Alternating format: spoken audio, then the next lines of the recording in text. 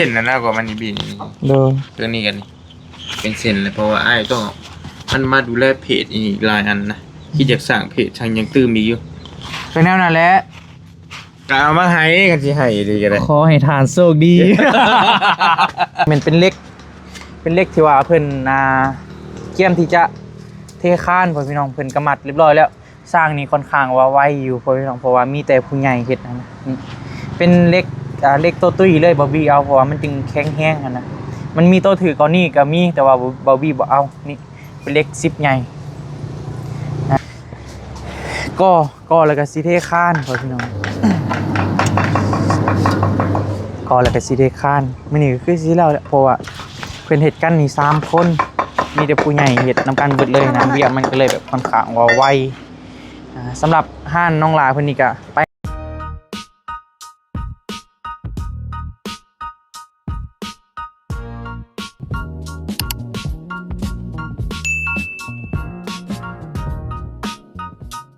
สบายดีเด้อพ่อพี่น้องเด้อทักทายสบายดีกันนะบรรยากาศช่วงบ่ายๆเนาะพอดีหลังจากที่ว่า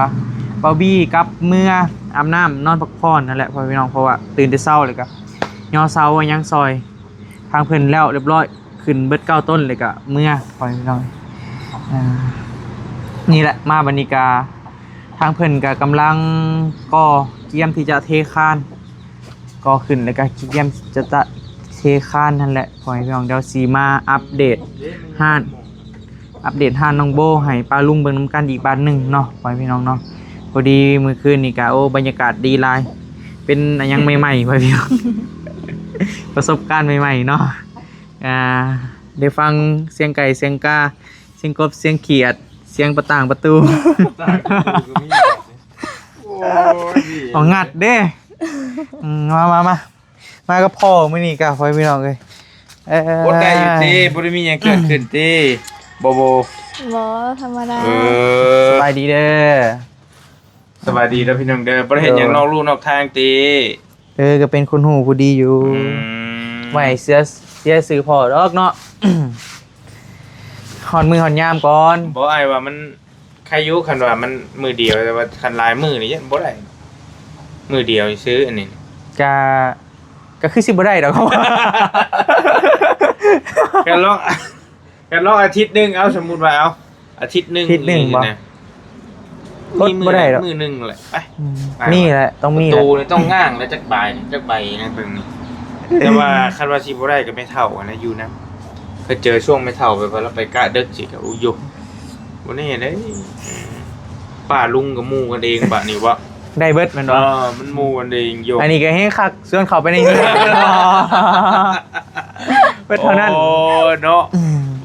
เปิดทางไว้เลยนะทุกอย่างมันแบบมันอำนวยความสะดวกหมดเลยนะสมบูรณ์แบบเลยสมบูรณ์แบบแล้ว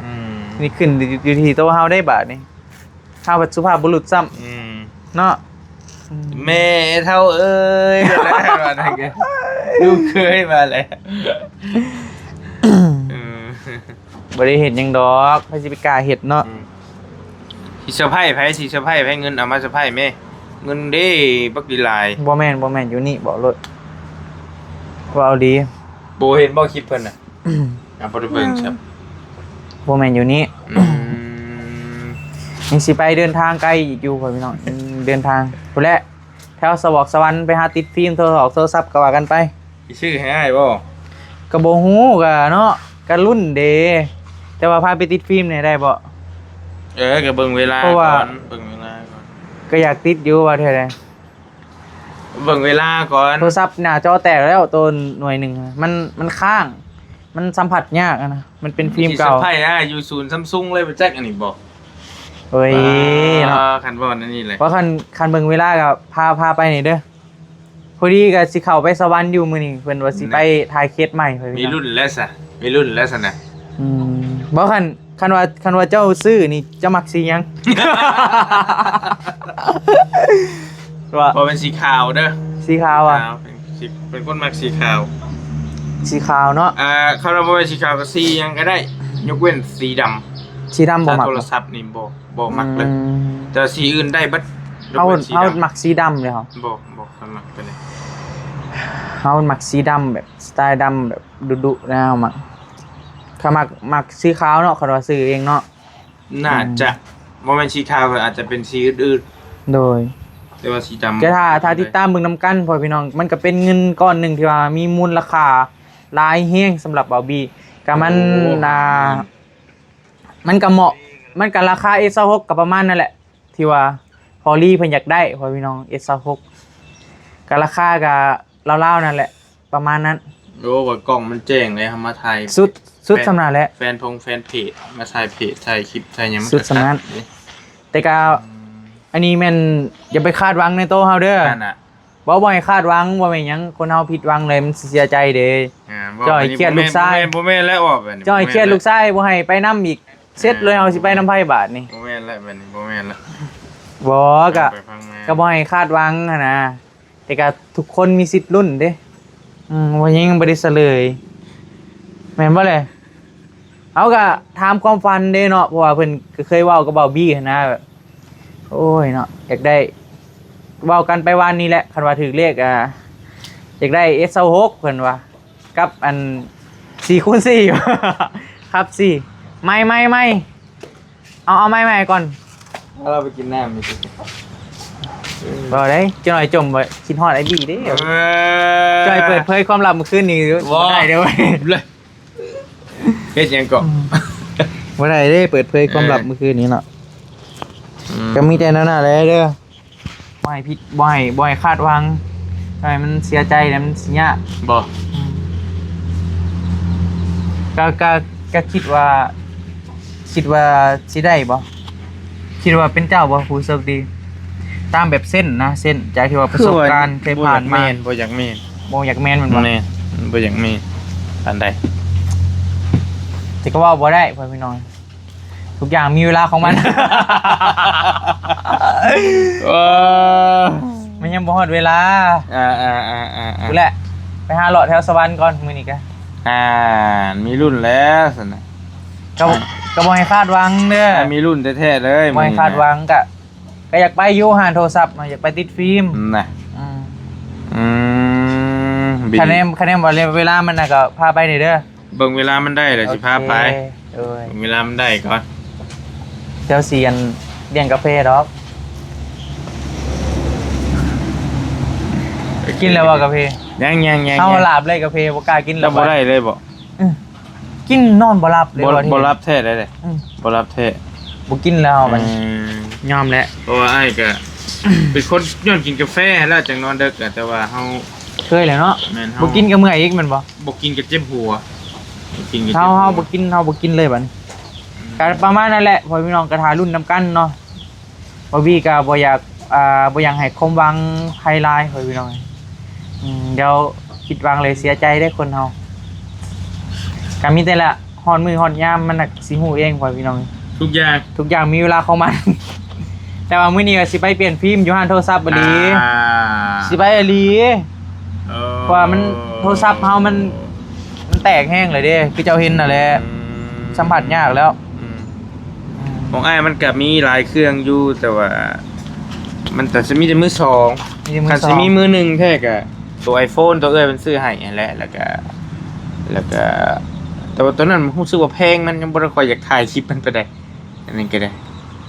มาเอาสิดูแลต่อ เอ้ยแต่ใช่มือหนึงก็มีมือหนึงตัว แค่เบิ่งด้วยขอจับเบิ่งด้วย อยู่ในรถอยู่ในรถถือมาแต่อยู่ในรถอันนี้ก็เป็นเส้นนะกว่ามันนี่บีนี่ โดย ตัวนี้กันนี่เป็นเส้นเลยเพราะว่าอ้ายต้องมันมาดูแลเพจอีกหลายอันนะคิดอยากสร้างเพจทางยังตื้มอีกอยู่ เป็นแนวนั้นแหละ ก็เอามาให้กันสิให้ดีก็ได้ ขอให้ทานโชคดี ไปพ่อพี่น้องโอ้ยหาเบิ่งเวียกเบิ่งงานเท่าพุ่นแหละหารุ่นนำกันพ่อพี่น้องไอ้บอบบี้ก็บ่อยากให้ความหวังไผเพราะว่าเดี๋ยวผิดหวังนี่อันนี้มันเป็นเล็กที่ว่าเพิ่นเกียมที่จะเทคานพ่อพี่น้องเพิ่นกำมัดเรียบร้อยแล้วสร้างนี่ค่อนข้างว่าไวอยู่พ่อพี่น้องเพราะว่ามีแต่ผู้ใหญ่เฮ็ดนะนี่เป็นเล็กตัวตุ้ยเลยบอบบี้เอาเพราะว่ามันจึงแข็งแรงนะ มันมีตัวถือก่อนนี่ก็มีแต่ว่าบาบี้บ่เอานี่เป็นเล็ก10ใหญ่มันจึงมีคุณภาพเนาะอนาคตของเรามันจึงดีเป็นบ่ ไป ไปมาเบิ่งนี่ก่อนพ่อพี่น้องกะพอบี้กะย่อแล้วก็กลับเมื่อเฮือนนี่สร้างเป็นกะเฮ็ดแต่แดดได้ตอนนี้กะแดดแห้งหลายพ่อพี่น้องตอนนี้แม่นกำลังเทคานกำลังอันนั้นแล้วล่ะเอากินยังไงM100สปอนเซอร์บ่สปอนเซอร์บ่หรือ M100สปอนเซอร์เนาะเอาไม้เพิ่นนี่ล่ะแล้วจ่ายเงินก็ถือว่าประมาณนี้แหละเพิ่นกำลังก่อแล้วก็สิเทคานพ่อพี่น้องก่อแล้วก็สิเทคานมื้อนี้ก็คือสิแล้วแหละเพราะว่าเพิ่นเฮ็ดกันนี่3คนมีแต่ผู้ใหญ่เฮ็ดนำกันเบิดเลยนะเวียมันก็เลยแบบค่อนข้างว่าไวสำหรับห้านน้องหลาเพิ่นนี่ก็ไปนั่นแม่น5 เมตรมานี่แม่น7 เมตรพ่อพี่น้องก็ถือว่าบ่ใหญ่แล้วก็บ่น้อยพอดีงามเป็นพอดีห้านขายเครื่องนั่นแหละพ่อพี่น้องเพราะว่าเฮ็ดใหญ่หลายมันก็สำเฮือนแต่นี่ก็ใหญ่เติบอยู่เดี๋ยวงบน้ำบาร์บี้เดี๋ยวบัดแล้วบาร์บี้สิสรุปให้ฟังว่าขาดยังเหลือเท่าใดหั่นนะพ่อพี่น้องเดี๋ยวจ่ายค่าสร้างยังเรียบร้อยพุ่นแหละบินยังต่างๆแม่นบาร์บี้เก็บไว้ละเอียดเลยเพราะว่าไปซื้อเมื่อวานนี่ก็ซื้อมื้อก่อนก็ซื้อไปซื้อปูนซื้อเหล็กยังมาแหละซื้อไม้หลายอย่างอยู่พ่อพี่น้องนี่ก็จดไว้รายละเอียดต่างๆแล้วโอ้พวกนี้เราเป็นนั่นน่ะบ่ แม่นเราเฮ็ดเวียกเราไปเวียกเนาะแม่นแหละยังแต่สั่ง2 คน ยังได้สั่ง2 คนคือว่าประมาณนี้แหละหาน้องหลาเพิ่นกันเฮ็ดกัน2 คนเนาะแต่ก่อนเพิ่นเฮ็ด3 คน แม่น เพิ่นทมเบิดแล้วบ่วะมันก็ได้อันนี้เป็นเสาเอกพ่อพี่น้องนี่ยังไม่ได้ทมบ่เนี่ย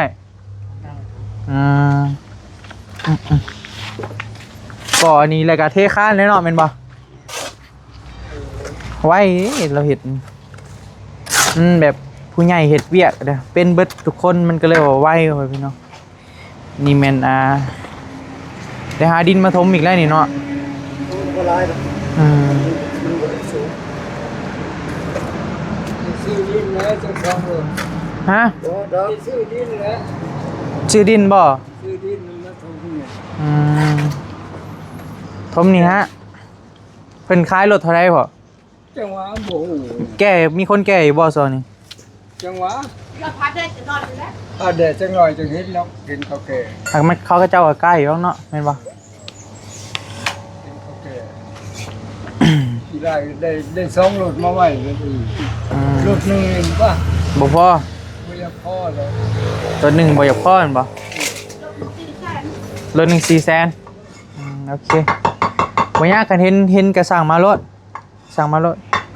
มันก็ต้องได้ใช้เด้ได้ใช้อะไรนั่นแหละเขาเทคานเลยมันได้เอาดินเข้าแล้วโดนคันว่าเจ้าเห็นเจ้าก็สั่งมาเลยเด้อพอเด้อเดี๋ยวเฮาจ่ายเงินดอกบ่ยากสั่งมารถเอาจาก2 รถก็ได้เพราะมันต้องได้เอาดินเข่าเนาะเอาดินเข่าปึ๊บพื้นนี่พวกนี้ก็ได้เทอีกเนาะได้เทเบิดเลยเห็นบ่เทหมดเลยเพราะพื้นเก่ามันต่ำเลยเด้เพราะว่าได้เททับดินใส่เลยเขาบ่ได้ทับเด้มันจะแน่นอยู่แล้วตัวเก่ามันโดยแล้วเขาเอาดินมาใส่มาตำอัพเอาต่อแล้วจะเทใหม่อุปกรณ์เฮานี่ครบเบิดแล้วเนาะถ้าว่าซื้อก็มีได้ซื้อดินแม่นบ่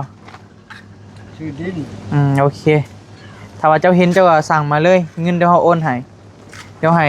เป็นสั่งมาแล้วก็เอา QR ให้หรือว่าคะแนนว่าอันนั้นกระจายก่อนก็ได้เฮามาแล้วเอาเงินให้เจ้าเด้อคะแนนว่าเฮาบ่ได้อยู่นี่หั่นนะเพราะว่าบ่บี้ก็ไปเวียกหลายบ่อนพ่อพี่น้อง รถนี่มันต้องเห็นในทางเนาะแล้วสั่งเขาเห็นบ่ว่าต้องพาเขาจกก่อนจกเอาดินมานี่แหละเอาไก่มานี่เลยโดยบื้นก็ได้เทแล้วคานี่เนาะเล็กกับมันไปแล้วเรียบร้อยไปเลยเด้แล้วก็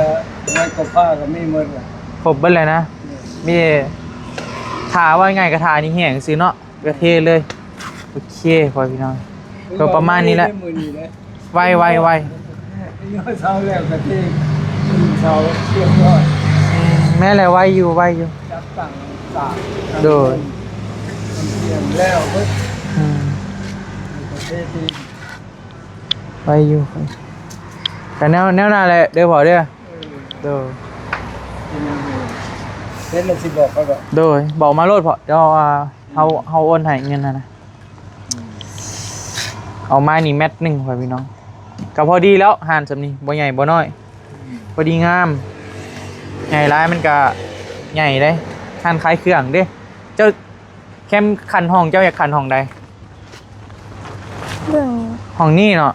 แม่นบ่เดินมาเบิ่งเด้อมันก็ต้องได้ขันห้องนอนแล้วบ่เอ้ย ได้ขันอ สิ ยู่ บ่ แล้ว ห้อมบ่ว่า ขาเบิ่ง นอนไปทางใดขันนอนนี่นอนขึ้นไปนี่บ่ จักเดี๋ยวบ่แน่ใจอันนี้ก็ ขันเอาห้องนี้เนาะ แม่นเบิ่งนี่ก็ได้ฉันก็เบิ่งเธอก็เบิ่งนี่ เบิ่งเด้อเบิ่งแต่ว่าทางหน้านี่เป็นห้านขายเครื่องเนาะ แม่ นี่หันคล้ายเครื่อง หัน นี่ คล้ายเครื่อง กว้างเติบอยู่พ่อพี่น้องเอากระต่ายยังมาขัน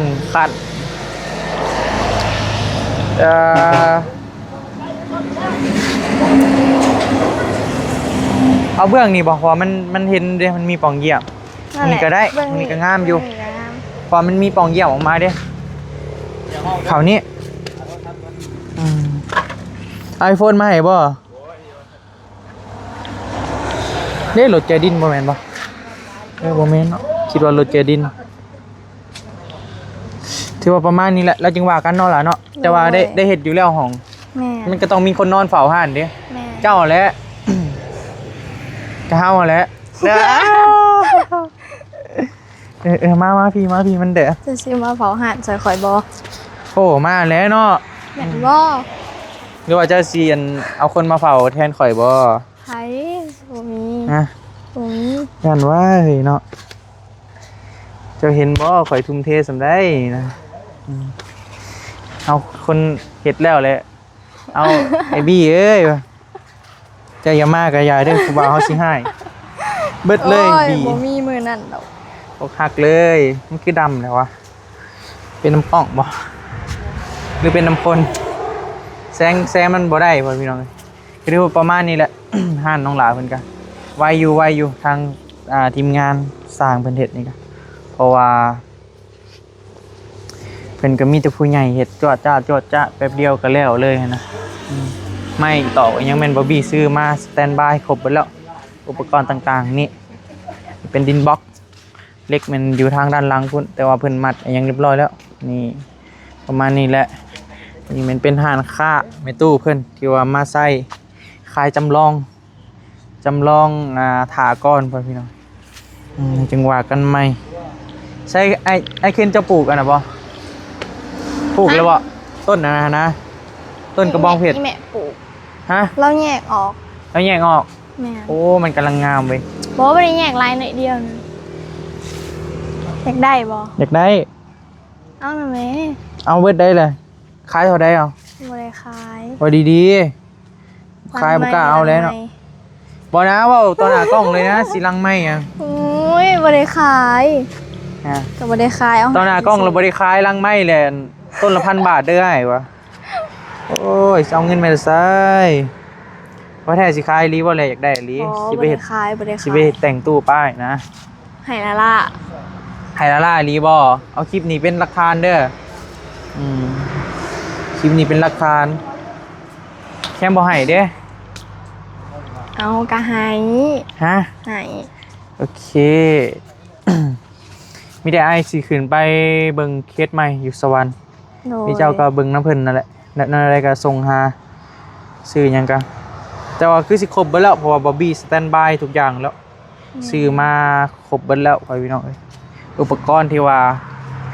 ในการที่ว่าตั้งเสาเฮคานนี้ก็คือซิมีแต่ซ้ำนี้แหละเพราะว่าบ๊อบบี้ก็ออกไปซื้อว่านี่ก็ไปซื้อกันนะแล้วจึงว่ากันพ่อพี่น้องเป็นอะไรความรู้สึกล่ะเห็นเป็นหูเป็นห่างขึ้นมาแหละแบบนี้ ก็ดีใจ ฮะ ดีใจหลาย ดีใจหลาย แม่น หลายสำได้เลย เอาน้ำครับ ที่สุด ที่สุดของเจ้าคืออะไรยัง ก็สุดๆเลยหั่นนะ สุดเลย แม่น เคยคิดบ่ว่าสิมีแบบนี้ บ่ เคย เพราะว่าห้าน ฟัน เก่า นี่เนาะ เฮาก็นั่นเฮาก็พอได้ขายได้อยู่หั่นนะแต่ก็เฮาก็บ่ได้คิดว่าสิได้แบบนี้หั่นนะ อืมนี่มันก็เป็นเฮือนเลยล่ะ โดย เฮ็ดห้องหนึงปึ๊บ เฮาก็ต้องได้นอนเฝ้าอยู่แล้วหั่นนะ แม่นเลยได้นอนอยู่แล้วได้นอนเฝ้าเจ้าทางนั้นก็ออกไปเฮ็ดห้องน้ำยังได้นะตัวบอลมันเรือ ได้ แต่มันเป็นห้องน้ำน้อยแหละ แม่ ไปเพจห้องน้ำติดในโต๊ะเลยนะเพื่อนเจ้านี่ใส่ห้องน้ำนำกันเนาะอยู่ทางหลังเนาะ แม่ ผู้ท่านมีห้องน้ำ เดียว เอาไว้เป็นห้องน้ำไม่เท่าอะไรนะจะใส่นำกัน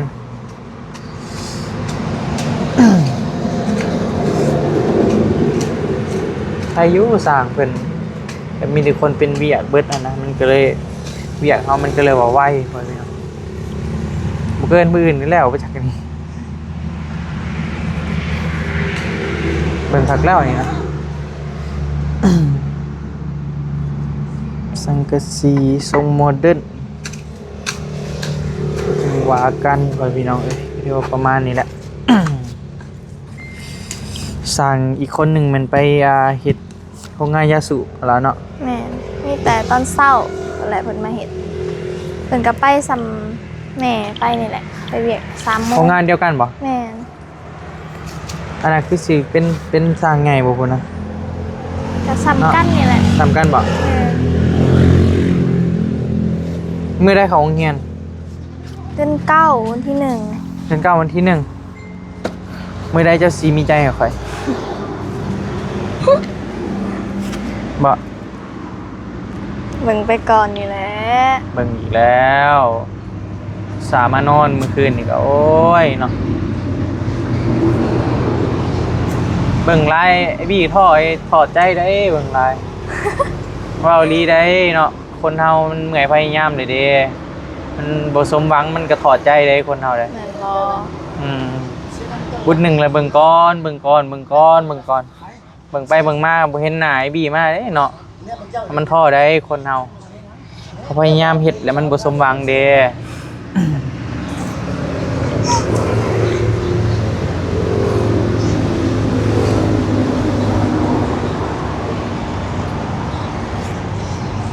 หัวยังไง หัวก็บ่ได้ เริ่มท้อเลยพ่อพี่น้องเอ้ยบ่บี้เสร็จอะไรทุ่มทั้งกายทั้งใจผู้สาวก็ยังว่าเบิ่งก่อนอยู่สู้ต่อไปอีกหน้อยนึงก็อย่าเบิ่งโดนหลายเด้อก้าวว่าสิเบิ่งโดนอยู่บ่ บ่โดนดอก ฮะ บ่โดนดอก บ่โดนดอก แม่ เจ้าเฮ็ดห้านให้เฮาแล้วเฮาก็เอาผู้บ่าวมาเปิดโตให้เจ้าเบิ่งแบบนี้บ่ บ่แม่นดอก แบบได้ซะ บ่แม่นคนแนวนั้น เป็นคนแนวใดหึ เป็น นุ่งเสื้อตากะหลอก เป็นคน ตากะโลเนาะเปียพรมอีกมื้อนี้ป้าโธ่เปลี่ยนแฟชั่นใหม่ งามบ่ ฮะ งามหรือขี้ร้าย เจ้าว่าสิว่าแนวใดเจ้าฮู้คำตอบจากหัวใจอ้ายบ่ ขี้ร้าย เฮ้ยว่าไป บอกเจ้าก็ฮู้แล้วว่างามหรือขี้ร้าย นั่นน่ะ เพราะว่าหัวใจเฮามันตรงกันอยู่แล้วเด้ โอ้ยเมื่อยเด้พ่อพี่น้องมุกก็หยอดไปเบิดแล้วหยอดทุกมุกแล้วยังเบิ่งก่อนอยู่บอบบี้ก็เริ่มท้อแล้วตอนนี้ เริ่มเมื่อยแล้วพ่อพี่น้องแค่ได้สู่ไปเรื่อยๆนี่แหละเนาะ อย่า ทุกอย่างมีเวลาของมันแม่นบ่ ก็คือจะหวานแหล้ว แม่นบ่ แม่ ทุกอย่างมีเวลาของมันแม่นบ่ แม่ โอเคซะเดี๋ยวว่าสิสู่เด้อสิสู่เพื่อเจ้ามานอนอีกบ่ว่าตอนแรงวะนอนได้นอนได้ว่าตอนแรง ทำไม่เถาบุ้เลย ไม่เท่าเราเพลงข่อยอยู่แล้วไม่เท่า เป็นบ่ ถามเจ้าเลยเนาะถามเจ้าได้บ่เลย สุดน้ำแม่อันนี้ ด้นบอกเขาเจ้าเปิดร้านมันในนี่ พี่หนาพูดแหละ พี่หน้าพูวะพอมันเป็นร้านมันนี่นะพ่อพี่น้อง ร้านมันใกล้ๆนี่แหละ โดย เดป้ายนี่อ่านแนวใดก่อนปลาลาบ่ปลาลามาแม่นบ่ปลาลามา ปลาเอียงว่า ปลาลามาแม่นบ่โอ้ยเป็นยังสิบ่แม่นปลาลามาเทฟิชออฟเดสเบเด ปลาเก่งกันเลยข่อยยังอ่านบ่ได้เลย ขาดข่อยบ่ได้ตั้งใจเฮียนได้นี่นะ บอกคันตั้งใจเฮียจะสิซ้ำได้เนาะ คันตั้งใจหักก็ตั้งอยู่ เห็นบ่ ตั้งใจเฮียนนี่บ่อยากปานใด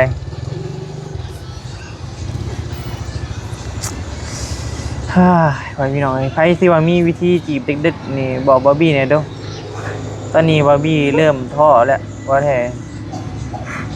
มุกอิหยังก็จีบใส่เบิดแล้วทุ่มทั้งกายทั้งใจหรือว่าเป็นน้ำเฮาบ่มีเงินทุ่มให้เพิ่นบ่เนาะ บอกไปเลยเจ้าค่ะ ถ้ามีเงินคือเขาจะว่าสิได้เป็นแฟนตั้งแต่มื้อแรกรู้จักเนาะให้บ่มีเงินล่ะอย่ายอมมันมีแต่ตัวกับหัวใจเหนื่อยแฮง บ่ได้ว่าหยัง เรื่องเงินเรื่องคำนี่ยอมแล้วอ้ายมันจนเด้น้องหน้ามนต์คงไม่สนใจว้ายใครที่ว่ามีวิธีเด็ดๆบอกมาให้เด้อพ่อพี่น้องในคอมเมนต์นะเดี๋ยวได้จึงสิได้ครองหัวใจซาโบสิได้หัวใจซาโบไปครอบครองซอยบาร์บี้หน่อยเด้อพ่อพี่น้องเด้อคลิปนี้ขอความช่วยเหลือเนี่ย มันจำเป็นเลยได้ในประเทศเลยนี่อุ๊ย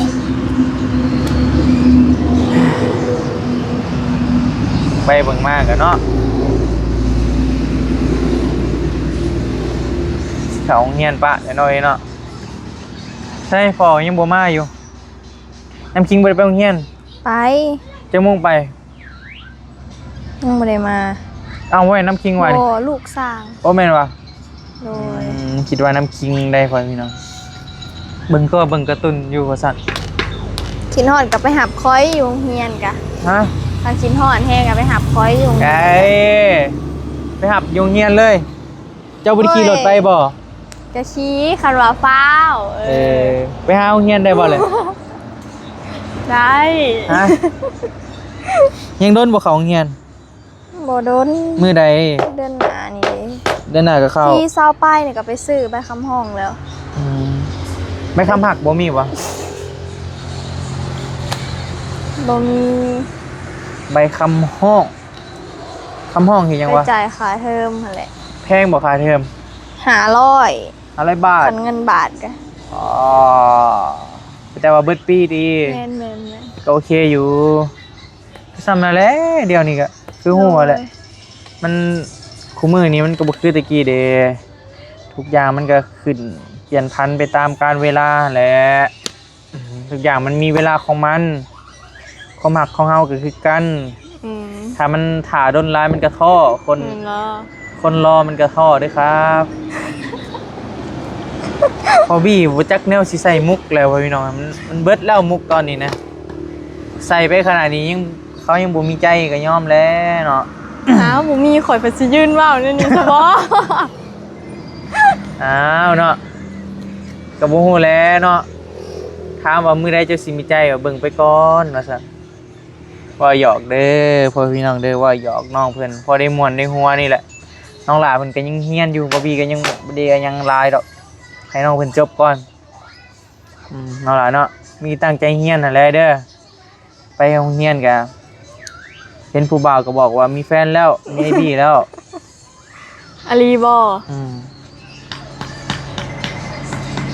เคยเห็นผู้บ่าวไปมักผู้บ่าวซ้ำเบิดเลยบ่บี้อกหักปล่อยพี่น้อง บ่มีมื้อนั้นดอก แม่นบ่เฮ้ยว้าวหัวใจอ้ายกระซุ่มกระซืดมาอีกเทื่อหนึง โอ้ยว่าหยอกเด้อพ่อพี่น้องเด้อถ้าว่าผิดพลาดประการใดก็ต้องขอโทษขออภัยหลายๆเนาะว่าหยอกน้องเพิ่นพอได้ม่วนได้หัวเอาก็ถือว่าประมาณนี้แหละเนาะสำหรับห้านน้องโบตอนนี้ก็ถือว่ากำลังก่อเลยก็เกียมที่จะเทคานในมืออื่นพ่อพี่น้องเซาแม่นตั้งขึ้นเบิด9ต้นเรียบร้อยแล้วเป็นรูปเป็นหางแล้วตอนนี้ก็ไปไอ้เป็นสวรรค์ก่อนคะแนนมันบ่ค่ำก็สิมาแวะอีกบ้านหนึงหลายๆเด้อ เดี๋ยวจึงพอกันใหม่ โอเคสำหรับกินนี้ลำลาเลยเด้อพ่อแม่พี่น้องเด้อขอบคุณหลายๆที่ว่าเบิ่งคลิปเบาบี้แล้วก็ให้กำลังใจติดตามกันโดยตลอดมาเนาะบ่มีหยังใครก็ขอบคุณหลายๆไปสบายดีเด้อบ๊ายบายไปก่อน